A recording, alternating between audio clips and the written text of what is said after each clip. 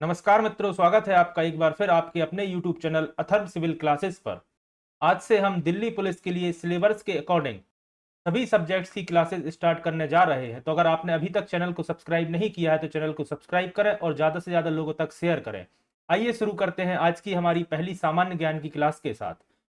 पहला क्वेश्चन है, भारत की मानक समय रेखा कौन सी है? इसका सही जवाब होगा 42.5 डिग्री पूर्वी देशांतर भारत की मानक समय रेखा है। अगला प्रश्न है, अर्जुन पुरस्कार की शुरुआत किस वर्ष हुई थी? तो याद रखिएगा वर्ष 1961 में अर्जुन पुरस्कार की शुरुआत की गई थी। अगला प्रश्न है, मैग्सेसे पुरस्कार पाने वाले पहले भारतीय भारतीय कौन है? तो याद रखिएगा विनोबा भावे ऐसे पहले भारतीय हैं जिन्हें मैग्सेसे पुरस्कार से सम्मानित किया गया था। अगला प्रश्न है, स्वांग किस राज्य का प्रसिद्ध लोक नृत्य है? तो याद रखिएगा स्वांग हरियाणा राज्य का एक प्रसिद्ध लोक नृत्य है।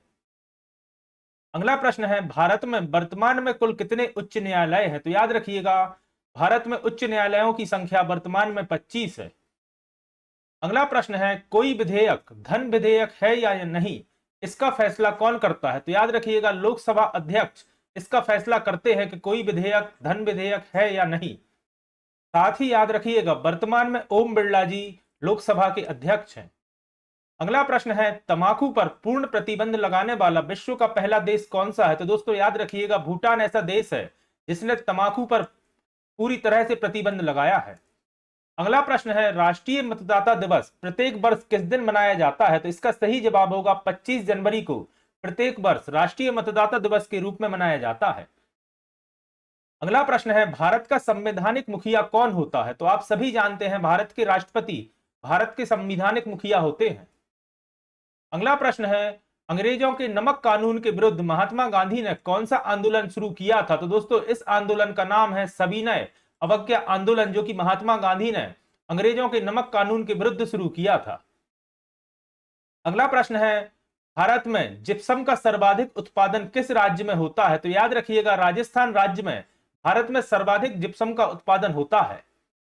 अगला प्रश्न है, ईस्ट इंडिया कंपनी ने भारत में अपना पहला कारखाना कहां खोला था? इसका सही जवाब होगा सूरत में ईस्ट इंडिया कंपनी ने भारत में पहला अपना कारखाना खोला था। अगला प्रश्न है, बुली शब्द का प्रयोग किस खेल में किया जाता है? तो इसका सही जवाब होगा बुली शब्द का प्रयोग हॉकी खेल में किया जाता है। अगला प्रश्न है, किस भारतीय एथलीट को उड़न परी के नाम से भी पुकारा जाता था? तो दोस्तों पीटी ऊषा को उड़न परी के नाम से भी जाना जाता था। तो इसका सही जवाब होगा पीटी ऊषा, जो कि एक धावक थी। अगला प्रश्न है, भाभा परमाणु अनुसंधान केंद्र कहां स्थित है? तो इसका सही जवाब होगा ट्राम्बे। ट्राम्बे में स्थित है भाभा परमाणु अनुसंधान केंद्र। अगला प्रश्न है, बरदौली आंदोलन का नेतृत्व किसने किया था? तो इसका सही जवाब होगा सरदार वल्लभ भाई पटेल ने बरदौली आंदोलन का नेतृत्व किया था। और इसके अलावा याद रखिएगा वल्लभ भाई पटेल को सरदार की उपाधि इसी आंदोलन के दौरान दी गई थी। अगला प्रश्न है, किसने खालसा पंथ की स्थापना की थी? तो इसका सही जवाब होगा गुरु गोविंद सिंह जी ने खालसा पंथ की स्थापना की थी। अगला प्रश्न है, भारत की पहली महिला आईपीएस अधिकारी कौन थी? तो इसका सही जवाब होगा किरण बेदी जी भारत की पहली महिला आईपीएस अधिकारी थी।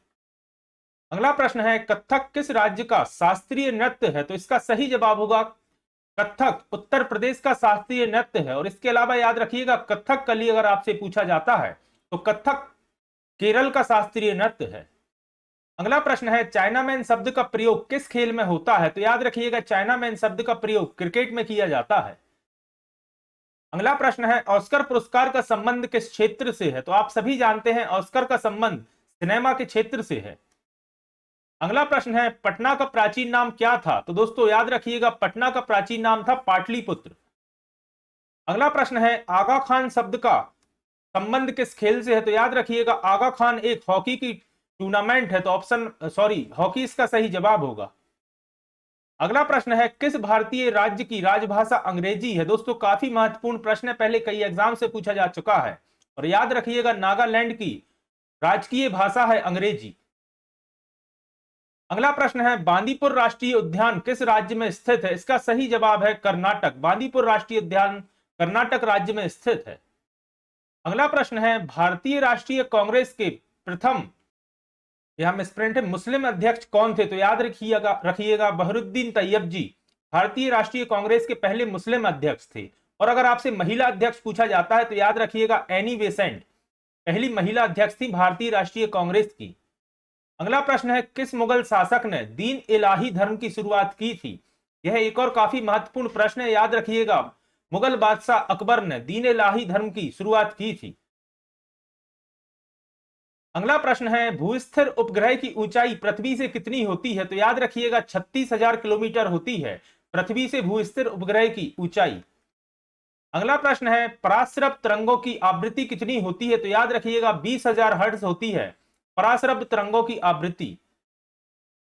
अगला प्रश्न है, भारतीय संविधान में पहला संशोधन कब किया गया था? तो वर्ष 1951 में, 1951 में भारतीय संविधान में पहला संशोधन किया गया था। अगला प्रश्न है, डूरंड कप का संबंध किस खेल से है? तो याद रखिएगा डूरंड कप का संबंध फुटबॉल से है। अगला प्रश्न है, अभिज्ञान शकुंतलम के लेखक कौन थे? दोस्तों काफी महत्वपूर्ण प्रश्न है, याद रखिएगा अभिज्ञान शकुंतलम के लेखक थे कालिदास जी। अगला प्रश्न है, भारत के पहले कानून मंत्री कौन थे? तो डॉक्टर भीमराव अंबेडकर भारत के पहले कानून मंत्री थे। अगला प्रश्न है, साहित्य का प्रथम नोबेल पुरस्कार किसे दिया गया था? तो याद रखिएगा रुडयार्ड किपलिंग को साहित्य का पहला नोबेल पुरस्कार दिया गया था। अगला प्रश्न है, ख्वाजा मोइनुद्दीन चिश्ती की दरगाह कहां स्थित है? तो याद रखिएगा अजमेर शरीफ में ख्वाजा मोइनुद्दीन चिश्ती की दरगाह स्थित है। अगला प्रश्न है, सातारंजक म्यूजियम किस शहर में स्थित है? तो इसका सही जवाब होगा हैदराबाद। सातारंजक म्यूजियम हैदराबाद में स्थित है। और अगर आपसे राज्य पूछा जाए तो याद रखिएगा तेलंगाना में स्थित है। अगला प्रश्न है, सम्राट अशोक ने किस युद्ध के बाद बौद्ध धर्म अपना लिया था? तो इसका सही जवाब होगा कलिंग युद्ध के बाद सम्राट अशोक ने बौद्ध धर्म अपना लिया था। और याद रखिएगा कलिंग वर्तमान उड़ीसा राज्य का प्राचीन नाम है। अगला प्रश्न है, भारत की पहली आयरन स्टील कंपनी कहां स्थित है? तो दोस्तों याद रखिएगा यह जमशेदपुर में स्थित है, जिसका नाम टाटा ग्रुप के फाउंडर जमशेद जी टाटा के नाम पर रखा गया है। अगला प्रश्न है, भारत के कौन से राज्य को चीनी का कटोरा कहा जाता है? तो दोस्तों आप सभी जानते हैं भारत के उत्तर प्रदेश राज्य को चीनी का कटोरा भी कहा जाता है। अगला प्रश्न है, भारत में सबसे लंबा राष्ट्रीय राजमार्ग कौन सा है? तो इसका सही जवाब होगा NH-44 भारत का सबसे लंबा राष्ट्रीय राजमार्ग है। और साथ ही याद रखिएगा जो कि श्रीनगर से आरंभ होकर कन्याकुमारी तक जाता है। अगला प्रश्न है, भारत में सर्वाधिक टिन का उत्पादन कहां होता है? तो याद रखिएगा छत्तीसगढ़ में सर्वाधिक टिन का उत्पादन होता है। अगला प्रश्न है, वह नदी घाटी कौन सी है जिसे भारत का रूर के नाम से भी पुकारा जाता है? तो दोस्तों याद रखिएगा दामोदर नदी घाटी को भारत के रूर के नाम से पुकारा जाता है। अगला प्रश्न है, किस राज्य को भारत का खाद्यान्न भंडार के रूप में भी जाना जाता है? तो आप सभी जानते हैं पंजाब राज्य को भारत के खाद्यान्न के भंडार के रूप में जाना जाता है। अगला प्रश्न है, शांत घाटी कहां स्थित है? इसका सही जवाब होगा केरल। केरल राज्य में स्थित है शांत घाटी या साइलेंट वैली। अगला प्रश्न है, मदुरई कहां स्थित है? तो दोस्तों इसका सही जवाब होगा मदुरई तमिलनाडु राज्य में स्थित है। इसके अलावा याद रखिएगा मदुरई का मीनाक्षी मंदिर विश्व प्रसिद्ध है। और यह प्रश्न इस तरह से भी आता है, मीनाक्षी मंदिर कहां स्थित है? तो याद रखिएगा मदुरई में। अगला प्रश्न है, भारतीय वनस्पति सर्वेक्षण का मुख्यालय कहां स्थित है? इसका सही जवाब होगा लखनऊ उत्तर प्रदेश में भारतीय वनस्पति सर्वेक्षण का मुख्यालय स्थित है। अगला प्रश्न है, भारत में सर्वाधिक कॉफी का उत्पादक राज्य कौन सा है? तो याद रखिएगा भारत में सर्वाधिक कॉफी का उत्पादन कर्नाटक राज्य में होता है। और अगर आपसे विश्व में पूछा जाए तो याद रखिएगा ब्राजील में सर्वाधिक कॉफी का उत्पादन होता है। अगला प्रश्न है, राष्ट्रीय विज्ञान दिवस प्रतिवर्ष किस दिन मनाया जाता है? तो याद रखिएगा 28 फरवरी के दिन राष्ट्रीय विज्ञान दिवस मनाया जाता है। साथ ही याद रखिएगा 28 फरवरी के ही दिन नोबेल पुरस्कार विजेता सीवी रमन ने रमन प्रभाव की खोज की थी और इसी उपलक्ष्य में राष्ट्रीय विज्ञान दिवस 28 फरवरी को मनाया जाता है। अगला प्रश्न है, भारत में समुद्री तटरेखा वाले राज्यों की संख्या कितनी है?